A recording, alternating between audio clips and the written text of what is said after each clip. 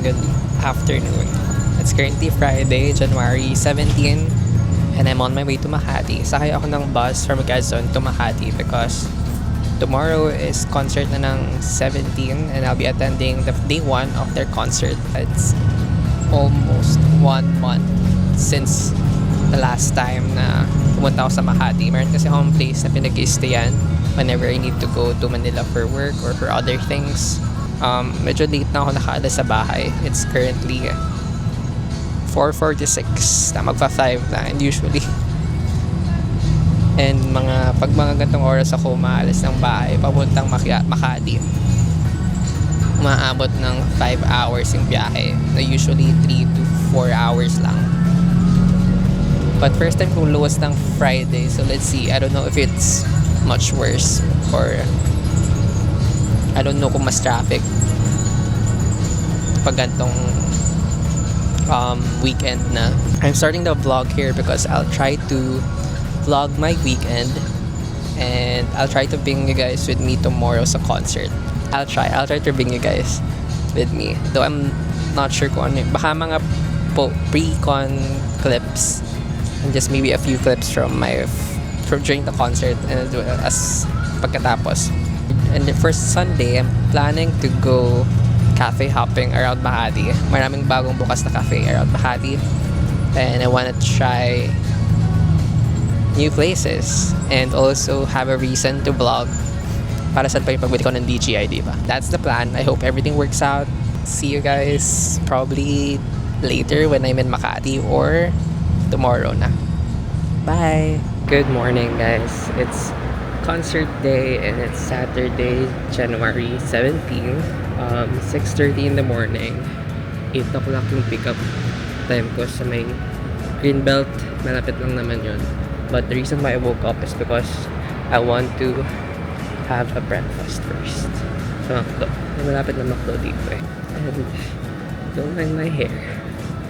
Masama pa siya, guys. So bababa na ako to have breakfast kasi hindi natin alam kung ano yung situation when it comes to food and space. Vlog po more matag po ako kaya I'll try my best to eat a heavy breakfast right now.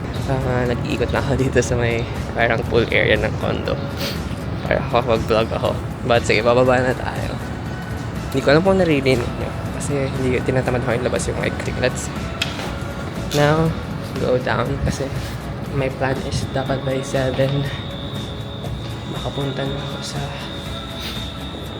pickup point kasi I want to have a good seat as well kasi first come first serve siya. Update na lang ulit kapag nasa McDo na ako. Bye! Hello, good morning. So, nandito na ako sa McDo and bumili lang ako ng rice bowl ng longganisa, which is my favorite sa McDo for breakfast, and then fries and then orange juice. And I have around 10 to 15 minutes to eat. And then I have to go. Baka mag-grab na lang ako kasi parang makakagard agad ako kapag nag-angkas ako papunta sa may green belt. Pero malapit lang naman yun. But still, parang mag-grab na lang ako kasi may mga gamit din ako. So yun, kakain lang ako. And then, probably my next update is sa green belt na or Savannah. Bye!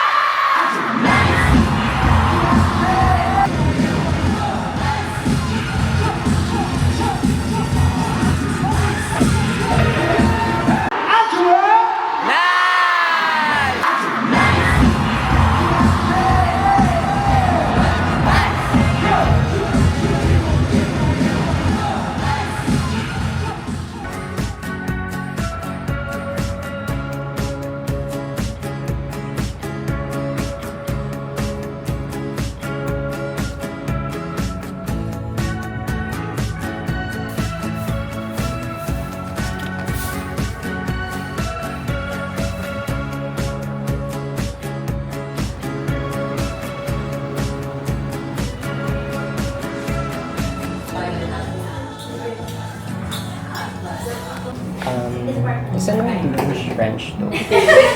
And then, sa coffee, anong ma-recommend mo? Recommendations for coffee. What are you feeling right now? Like, are you feeling like sweet? More sweet siguro. But still, nasa pa rin yung coffee sa I see. So a lot of people, if you want slightly sweet, a lot of people are getting the Tres Leches. Will be available for like this weekend. Okay.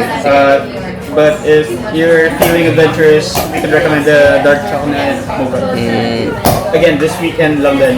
So after today, you won't get it anywhere else. Okay, sige, I'll try yung Tres Leches po. Got you.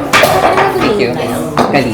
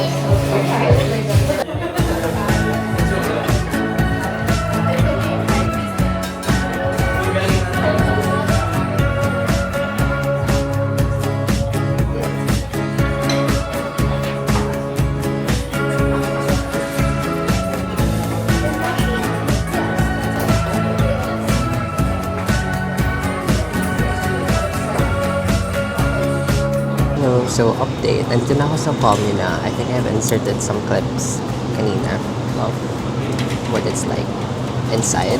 Sakto pagdating ko, may nag-free up na table for two. So umupo ako doon and I ordered Tres Leche cold foam, if I remember the name correctly. So basically this coffee is only available for this week. So it's like a pop-up menu for this week. Hindi ko pala nasabi, but I am here sa Good from Scratch. Let me double check the name. Yeah, it's Good from Scratch. It's a bakery, but they also sell coffee. Here's sa Pomina. I ordered yung brioche French toast. Kasi nakita ko siya sa nila, sa IG story. So I got that and it's really good. And may parang cream cheese. Ayun. And then, as I mentioned earlier, I got the Tres Leche cold foam. It's also really good. Lumabas lang ako kasi medyo it's getting a bit crowded there. Medyo maliit lang yung space nila. But they have seating here sa labas, so that's nice. Yeah, I just didn't want to take up that space. I'm also done eating my French toast na rin, so lumabas ko. Para I can talk to you guys. I don't know what I'm going to do next. I want to stay for a bit here. Also want to try Annie Cafe, but that means I'll have to order another coffee. Hindi ko pa nga ubos yung coffee ko.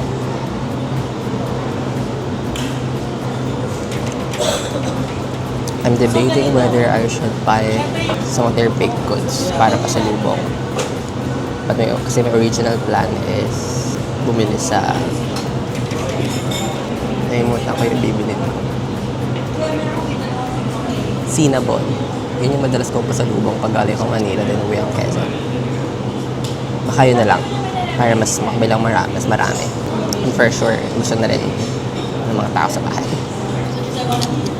Yeah, that's pretty much it. If you guys are looking for another cafe to try here in Makati or a bakery, you should go to Good from Scratch. Hello, so nandito na ako ngayon sa Glorieta kasi I want to go sa Uniqlo to check out the new collection with J.W. Anderson. Kaka-release lang ng collection here sa Philippines last Friday. Thank you. So I'm hoping na may stocks pa. Kasi I really want their yung polo na crop. And also want to try yung straight jeans. Also bibili din pala ako ng Cinnabon. Pasalubong kasi uwi ako ng Quezon din. I just went here sa Makati for the concert. But I want to go home na rin para less gastos. Kasi pag nandito sa Makati, puro gastos tayo. Okay, nandito na tayo sa Uniqlo. I think this is one of their flagship stores. I'm not sure. It's a big branch.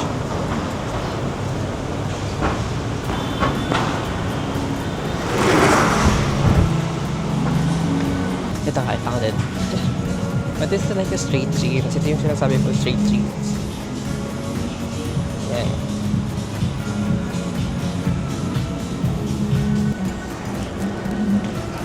Ikot ako ng ikot guys. Nasa second floor pala. Yung buong collection nila. Nakita ko na siya guys. So, ito yun.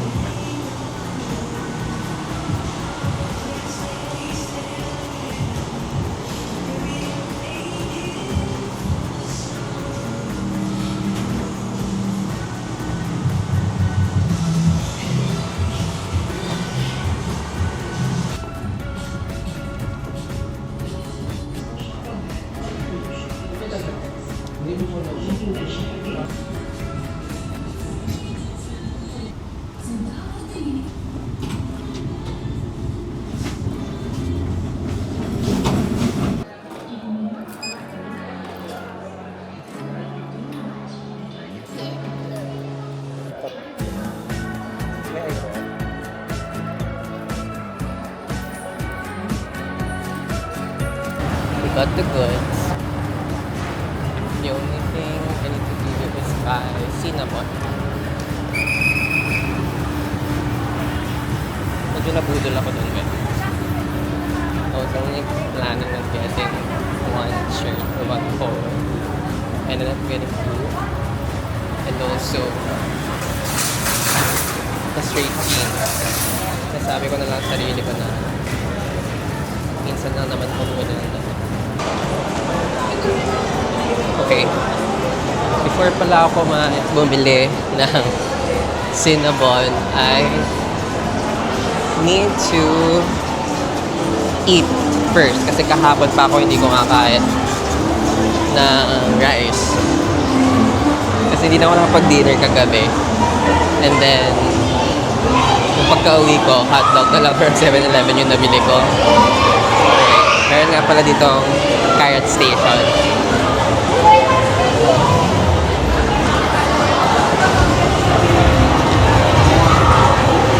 So, pinipilahan ko ng mga carrots today. Electric fan.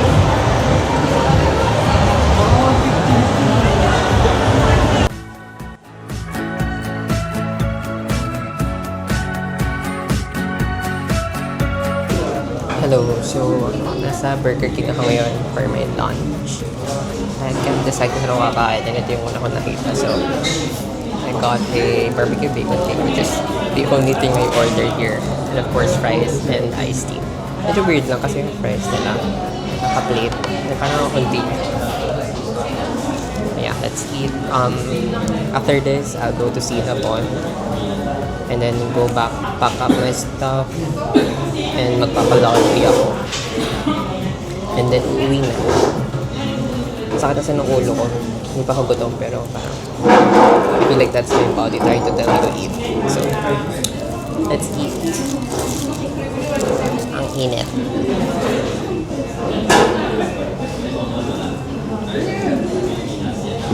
I feel like I should eat rice pero hindi ko alam kung saan ako. Wala akong maisip na kung kainan ng rice. So, dito tayo sa Burger King.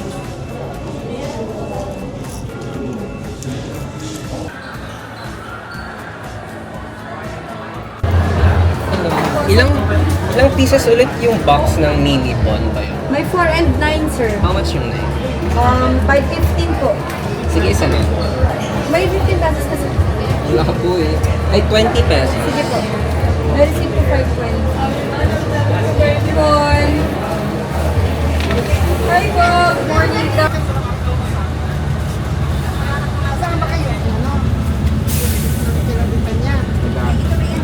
Hello, so 3 o'clock na. And nakasakay na ako ng bus sa buhay ng Quezon. Hindi na ako pumunta ng Cartimar kasi pagod na ako at gusto ko makauwi ng maaga. Marami pa akong kailangan tapusin for tomorrow. So, yeah. I'll end the vlog here. Or sa bahay. We'll see. But for now, that's my update.